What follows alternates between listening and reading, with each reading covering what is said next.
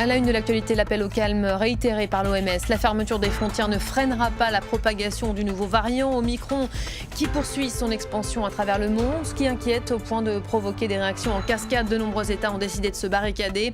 En Allemagne, le futur chancelier Olaf Scholz se dit désormais favorable à la vaccination obligatoire. On va y revenir dès le début de ce journal. La pandémie de Covid qui a éclipsé une autre épidémie, celle du sida. La crise sanitaire a considérablement freiné le dépistage et la prévention du VIH. C'est ce dont s'alarment aujourd'hui les associations à l'occasion de la journée mondiale de lutte contre le sida, une maladie encore cernée par les tabous. Nous nous rendrons dans le journal en Tunisie où nos correspondants ont enquêté. Et puis face aux nombreux défis qui les entourent, les Français attendent aujourd'hui davantage de solidarité politique de la part des 27. C'est l'une des grandes conclusions de notre première édition du baromètre européen Via Voice, à un mois de la présidence française de l'Union européenne. Nous vous avons interrogé, Caroline de Camarène nous dira tout dans quelques instants. Elle nous dressera ce qui ressort de cette enquête.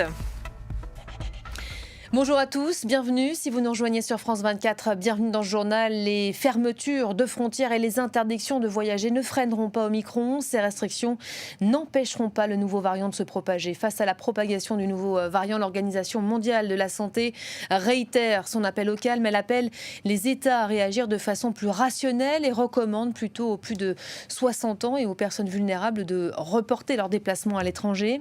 La liste des États qui se barricadent ne fait que s'allonger de jour en jour. Explication avec Marc Pope. L'aéroport de Tokyo, entièrement vidé de ses passagers. Ici, tous les vols ont été annulés pour lutter contre le variant Omicron. À l'image du Japon, de nombreux pays ont fermé leurs frontières pour éviter la propagation du virus. Les États-Unis, de leur côté, ont interdit les vols en provenance de 8 pays d'Afrique australe. Joe Biden se donne encore du temps pour prendre d'autres mesures. Cela va dépendre. Nous verrons semaine après semaine ce qui est nécessaire. Nous allons en apprendre beaucoup plus dans les prochaines semaines sur la mortalité de ce virus, sur sa propagation, sur les moyens dont nous disposons pour le contrôler. La nouvelle souche du virus a désormais été repérée sur tous les continents, même si l'Europe semble la plus touchée. Pour beaucoup, il est déjà trop tard pour enrayer la propagation d'Omicron. Les fermetures de frontières ne sont donc pas efficaces. Le variant officiellement détecté en Afrique du Sud le 24 novembre circulait déjà activement quelques jours auparavant. En analysant d'anciens échantillons, les Pays-Bas ont ainsi décelé la souche sur leur territoire dès le 19 novembre. Le problème, c'est qu'au moment où un nouveau variant émerge et est annoncé, probablement que le variant s'est déjà propagé dans le monde entier. Je veux dire, vu la façon dont ces variants du coronavirus se propagent, il n'y a aucun moyen d'empêcher un variant de se propager à l'échelle mondiale. Un constat partagé par l'Organisation mondiale de la santé qui va encore plus loin. Son chef, Tedros Ghebreyesus, a ainsi appelé les pays au calme et à prendre des mesures rationnelles. Pour lui, ces décisions ne font qu'accroître les inégalités entre les pays et il redoute que certains États hésitent à l'avenir à signaler d'éventuels variants par peur des représailles.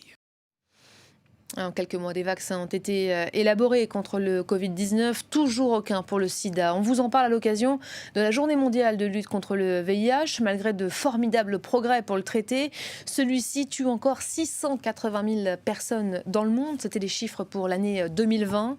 37,7 millions de personnes vivraient avec le VIH selon ONU-SIDA, une maladie encore taboue selon le pays où l'on vit. En Tunisie, les porteurs du VIH souffrent encore des non-dits qui entourent la sexualité. Ils sont parfois même stigmatisés. À l'occasion de cette journée de sensibilisation, Lilia Blaise et Anit Lely ont suivi le travail d'une des associations qui travaille sur le sujet à Tunis. Reportage.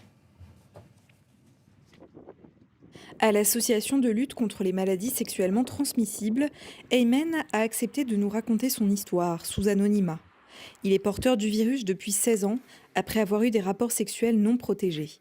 Il se sent encore stigmatisé à cause de sa maladie. Le problème avec cette maladie, c'est qu'elle te suit jusqu'à ta mort. Même au moment où tu penses l'avoir vaincue, parce qu'elle affecte aussi tes enfants. Par exemple, lorsque je les ai inscrits au jardin d'enfants, l'administration m'a obligé à déclarer que leur mère et moi-même étions porteurs. Donc c'est comme un casier judiciaire qui te suit jusqu'à la fin. Aujourd'hui, Aymen accompagne les jeunes dans ce centre. Mais le tabou autour de la sexualité est toujours présent, comme l'explique Sonia Torkani. Elle travaille depuis 20 ans au sein de l'association. On leur donne des préservatifs et du gel lubrifiant pour les rapports anaux. Surtout pour les rapports à nous, Par exemple, celui-ci parfumé à la banane. Mais malheureusement, pour les jeunes, c'est encore tabou de venir ici. Ils sont souvent timides. Pareil, s'ils vont s'en procurer à la pharmacie, ils ont peur de rencontrer un voisin. C'est pourquoi à chaque 1er décembre, Balkis, membre de l'association, prépare avec des bénévoles des actions de sensibilisation, comme avec ces pancartes. Ici, on a Maksh Wahdek, donc tu n'es pas seul. Matraf Shmani, n'aie pas peur de moi. Et c'est des mots qui s'adressent au grand public pour dire qu'on doit arrêter la stigmatisation des personnes vivant avec le VIH. L'association propose aussi un soutien psychologique et un suivi du traitement pour les porteurs du VIH, surtout pendant la crise sanitaire où beaucoup de patients ont mal vécu le confinement. Donc là, on est en train de renouer les liens et de les recontacter, les convaincre de reprendre leur traitement. Un accompagnement primordial sur plus de 6000 personnes atteintes du virus dans le pays. Seulement 20% savent qu'elles ont le VIH. Dans un mois tout juste, Emmanuel Macron héritera de la présidence de l'Union européenne. Le programme de ce nouveau mandat sera détaillé dans les semaines qui viennent. En attendant, France 24, France Télévisions et Radio France ont souhaité sonder les Français et leurs sentiments européens. Bonjour Caroline de Camaret. On va regarder ensemble les résultats du premier volet de cette enquête exclusive qui sera réalisée pour nous tous les 6 mois. Les enseignements sont assez intéressants, surprenants aussi parfois. Oui, alors les Français sont à la fois ont des sentiments très ambigus sur l'Union européenne, qui, pour eux, n'est pas assez efficace dans plusieurs domaines qui leur tient à cœur, mais en attendant, ils en attendent beaucoup, justement, et c'est ce qui est très frappant. Si on regarde du côté de l'économie, par exemple, ils estiment que, pour la moitié, 46%, avec la suite crise Covid, la situation économique se dégradera, et à peine 33% pensent qu'elle s'améliorera. Mais en même temps, ils estiment que l'Union européenne est une chance économique pour la France à 50%. Donc beaucoup d'attentes, vous le voyez. C'est la vision d'une Europe encore libérale qui domine, notamment en ce qui concerne la protection sociale. Eh bien, 61% des Français sont convaincus que l'Union européenne n'est pas à même d'assurer une meilleure protection sociale. 13% à peine pensent le contraire. L'Europe qui protège, ce slogan d'Emmanuel Macron, ça ne marche pas encore dans les cœurs des Français. Pour ce qui est du climat, par contre, on va voir encore cette ambiguïté s'articuler, puisque, peut-on faire confiance à l'Union européenne face aux défis environnementaux ? Non, à 64%, oui, à 34%, mais en même temps, si on leur demande à quel niveau, finalement, on peut régler les problèmes du climat, eh bien, c'est l'Union européenne, parce que là, en l'occurrence, oui, c'est une force pour répondre aux défis de l'environnement, à 48%, donc c'est véritablement l'échelle sur laquelle on peut travailler sur ces questions-là qui sont transfrontalières, transnationales. Alors, pourquoi ? Eh bien, elle a de tels manquements, l'Union européenne, selon les Français, et c'est très étonnant dans ces enseignements, tout simplement par l'absence de solidarité entre les 27. Dans les mois qui viennent, est-ce que les pays de l'Union européenne devront être plus solidaires, a-t-on demandé aux Français ? Eh bien, oui, à 61%, il faut plus de solidarité. Non, il en faut moins, et il ne faut pas notamment distribuer l'argent aux pays d'à côté. Eh bien, 13% seulement, vous le voyez. Donc, la demande de solidarité. Et vous avez également interrogé les Français sur les personnalités, évidemment, qui œuvrent au sein de cette Union européenne. Et il y en a certaines qui tirent leur épingle du jeu. Oui, on avait l'impression qu'ils connaissaient peu. Mais finalement, si on regarde les personnalités qui ont été mentionnées, en fait, on leur a demandé s'ils connaissaient Michel Barnier. Michel Barnier, si on regarde finalement ce sondage sur les personnalités, il arrive évidemment en tête des connaissances à 68%. Derrière, il y a le commissaire européen Thierry Breton connu à 50%, c'est notre invité à 20h15 aujourd'hui pour justement décrypter ensemble ce sondage. Et puis on regarde, donc ce sont les Français qui arrivent en premier pour les personnalités connues.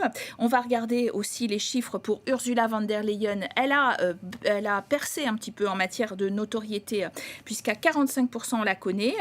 Charles Michel, 24%. Donc en dessous, les présidents du Conseil, le chef de la diplomatie, c'est très très peu.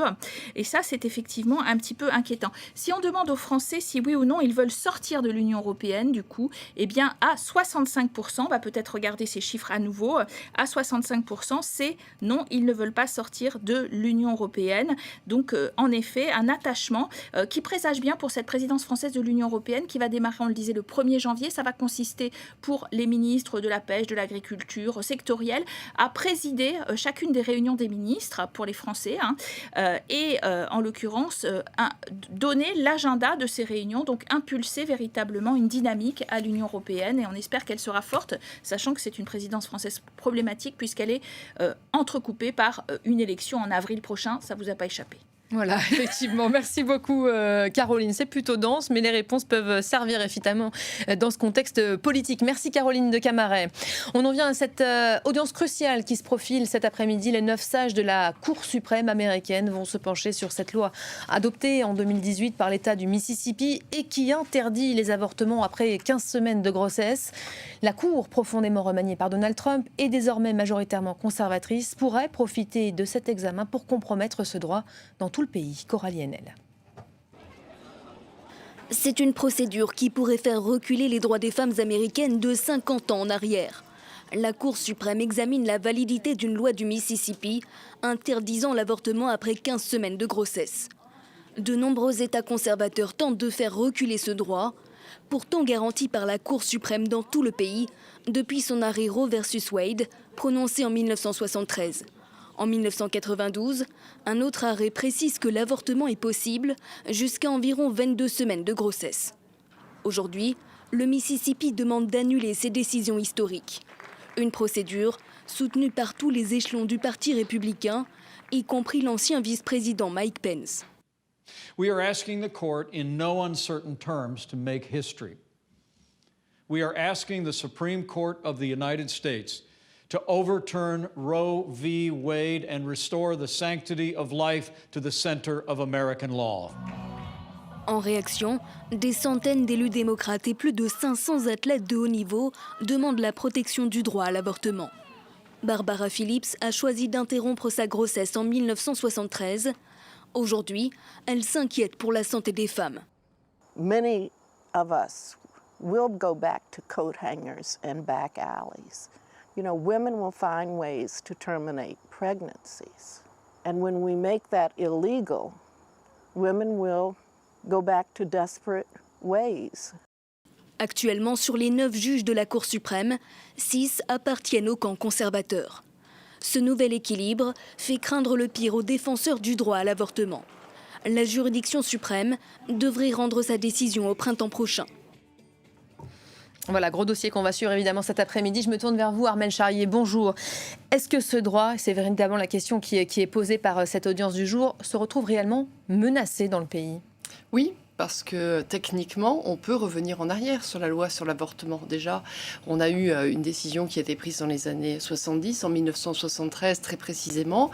Les États-Unis n'étaient pas le premier pays à prendre cette décision. Sur le continent, le Mexique, par exemple, avait donné le droit d'avortement aux femmes avant les États-Unis. Alors, il y avait des conditions de viol, etc.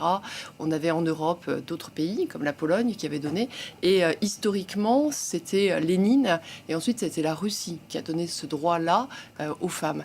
Mais les États-Unis, dans les années 70, ont créé effectivement un mouvement très important qui était de la libéralisation totale.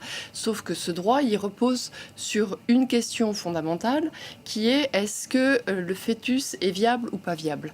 Et en fait, c'est sur ça que se posent les positions des uns et des autres. Les scientifiques regardent quand est-ce que le fœtus est viable, donc ils disent à 22 semaines. Derrière, il y a un débat pour savoir si c'est le bon moment ou s'il faut le faire avant. Nous, on a des positions en avant au côté européen. Et puis, vous avez aussi les chrétiens qui disent non, la question ne se pose pas en ces termes-là. Un fœtus représente quelque chose dès le premier temps. Donc, vous voyez qu'une fois que vous avez mis tous ces arguments sur la table et que vous avez derrière une Cour suprême qui est habilitée à parler de ça, elle peut juger dans un sens ou dans un autre. Et lorsque Donald Trump a nommé, il a fait ce que font les autres présidents américains, il nomme des juges qui vont dépasser sa présidence, donc qui vont axer effectivement dans une direction. Au-delà de ce dossier très sensible aux États-Unis, la question, elle illustre parfaitement cette fracture, cette polarisation de la société américaine. Oui, parce qu'à chaque fois, on dit politiquement, regardez, les États-Unis se tapent dessus. Mais on se rend compte en fait que dans la société, on retrouve exactement ces questions. Et c'est ça qui est quand même assez fabuleux en ce moment, c'est que autant on peut avoir la mise en place sur une question aussi essentielle que l'avortement, et on a les États républicains qui vont vers ça, autant dans le même pays, au même moment, on voit que les démocrates travaillent sur la question du genre et qu'ils demandent effectivement à ce que les hommes puissent être transformés en femmes ou réciproquement, ou ne pas avoir de notion de genre du tout. C'est étonnant, mais c'est le même pays. Merci beaucoup Armelle Charrier pour le décryptage. Évidemment, on suivra attentivement le coup d'envoi de cette première audience, résultat imprévu dans quelques semaines. Fin de ce journal, merci à vous de l'avoir suivi. Restez à nos côtés. L'info se poursuit sur France 24 et sur nos antennes et sur notre site internet. Toujours la même adresse, www.france24.com. À tout à l'heure.